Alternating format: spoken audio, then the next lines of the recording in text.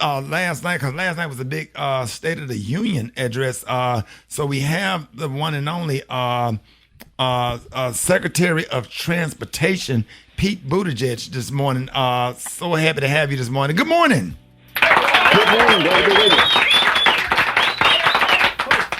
Man, it's always a blessing to have the Secretary of Transportation on the air. Thank you so much for joining us.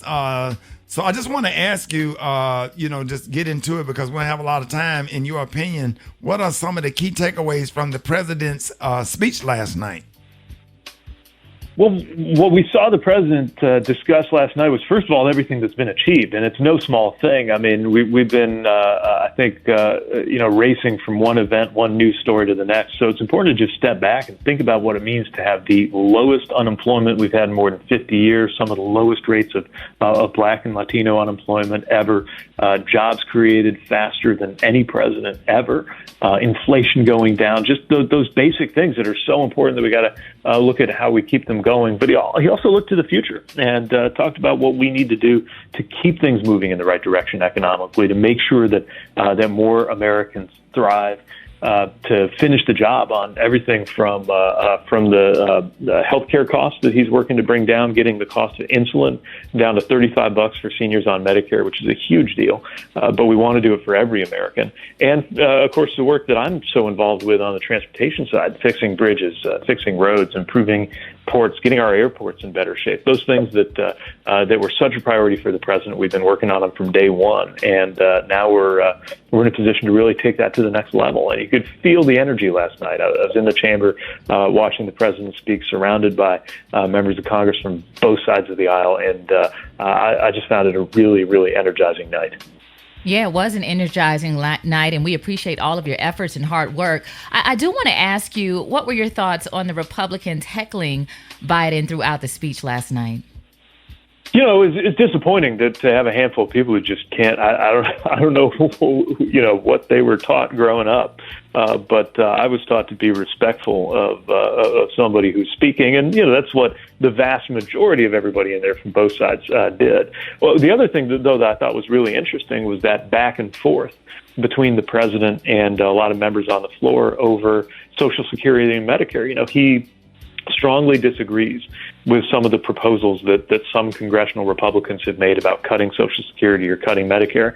And they seemed pretty fired up about him mentioning that, to the point that by the end, everybody was standing for the idea that there should be no cuts to Social Security and Medicare. I think we're going to have an opportunity to hold them to that now that they said so. And so I don't think that was a scripted moment, but I think it was an important one, and something that just points up what we stand strong for in this administration and what we call on congressional Republicans to stand with us on.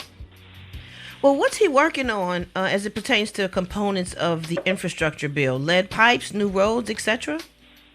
Absolutely. He mentioned lead pipes last night. That's so important because, children's futures are on the line. You get exposed to lead growing up from the water that you drink that's supposed to be safe. It's supposed to be something you don't have to even think about. Certainly something parents shouldn't have to worry about with everything you got to deal with just to get your kids out the door, whether the water coming out of your tap is safe. And that's why the president's infrastructure package has the funding to replace all of those lead service lines. And that work's being led by Michael Regan, my friend, the administrator of the EPA. Meanwhile, on the transportation side, we're already up to 2,700 bridges that we're fixing with the funds from the president's infrastructure package. We're doing tens of thousands of miles of road. We all know the roads that need work in every community.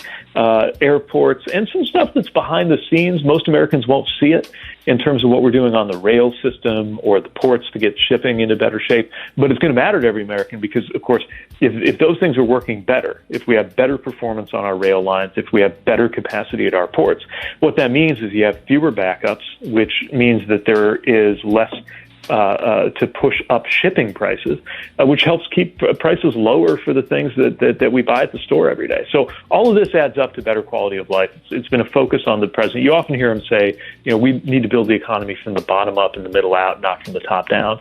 And that's what these investments are about. Same as his ideas on taxes, making sure that corporations and the wealthy pay their fair share and not expect the rest of us to have to pick up the tab for that. Common sense stuff, but just because something's common sense doesn't mean it carries the day automatically. That's why I think it was good for him to be able to get out there and make the case. Right, and we're talking to Secretary of Transportation Pete Buttigieg.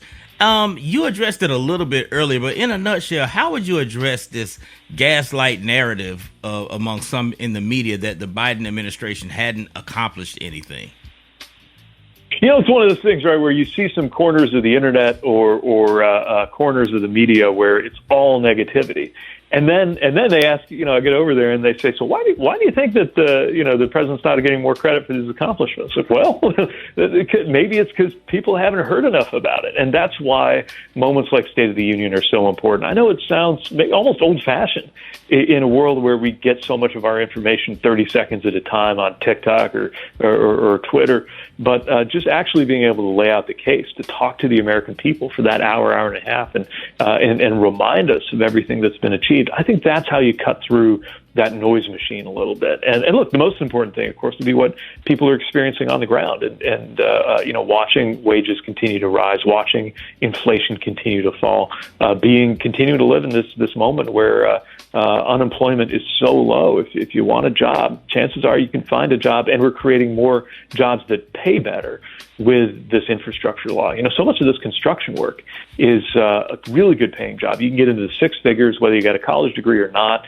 We're working very hard to make sure that those jobs are open to more people. Often women, working mothers, black and brown workers haven't always been part of the building trades, the hard hats where those good jobs are. We're working to change that. And I think, ultimately the proof is going to be in people's everyday lives.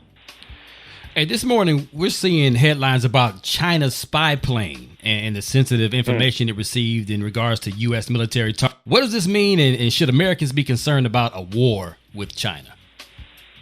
Well, I think that there continues to be a competition with China that is strategic. It's mostly economic. There are these events that grab the headlines, like this balloon. Although let's be clear, countries spy on each other. Countries with their space programs. Both China and the U.S. have satellites. So I think the balloon may have gotten more attention just because it was something that people could see. Of course, the president ordered that it be taken down, and now there's going to be an opportunity to collect intelligence from the pieces of that piece of equipment that was shot down over the ocean. But the bigger picture here is we are in a major strategic competition with China, and part of what's going to decide whether we win is whether we have the infrastructure, the investment, the skills, even the supply chains and the economy to win out. Take electric vehicles. The automotive industry is moving toward electric vehicles. There's no question of that. But right now, a lot of the pieces that go into them, the batteries, the components, China has an edge because they've been pushing really hard to win the world market on that. We're changing that. And what that means is more jobs in places like Tennessee, places like Georgia, places like Indiana, where I grew up, where we're going to make these electric vehicle batteries. We're going to do the refining of the raw materials. We're going to make more of these cars and get an edge in that geopolitical competition, as well as just making sure that it's better close to home. So all of these things are connected: the national security piece, the economic agenda, and the competition with China and the rest of the world. And as you saw last night, the president's very, very strong on the idea that we should make things in America, the things we buy every day. More of them ought to be made in America. And definitely the things we buy when we're building a bridge or fixing an airport, that ought to be made in America. He's put out clear orders and instructions to do just that. And my department's hard at work making it happen.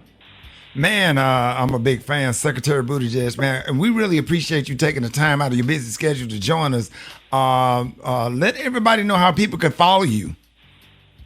Yeah, so I've got a Twitter account, at Secretary Pete. You'll see us on the airwaves all the time talking about the good work that's going on. And we're going to be hitting the road. I'll be in the Gulf Coast tomorrow celebrating a bridge we're fixing in Louisiana. Chances are, wherever you live, I'll be I'll be coming around sooner or later because there is a good story to tell about good transportation work that we're doing under the president's leadership in literally every state, every part of the United States.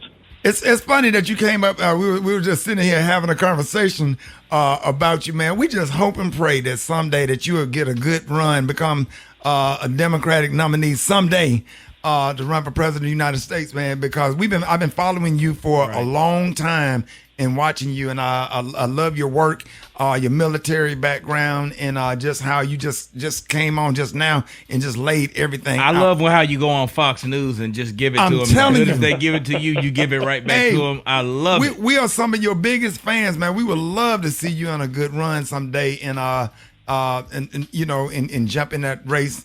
And possibly become one of the Democratic nominee for president of the United States. Man, we absolutely thank you for coming on. And feel free to call us anytime and come on and talk about whatever you want to discuss. Thank you. Well, thanks. I know we'll speak it again, and I appreciate having me on today. Appreciate it. Yes, sir. Ladies and gentlemen, Transportation Secretary of the United States, Pete Buttigieg. Thank you. More of the Smiley Morning Show coming up.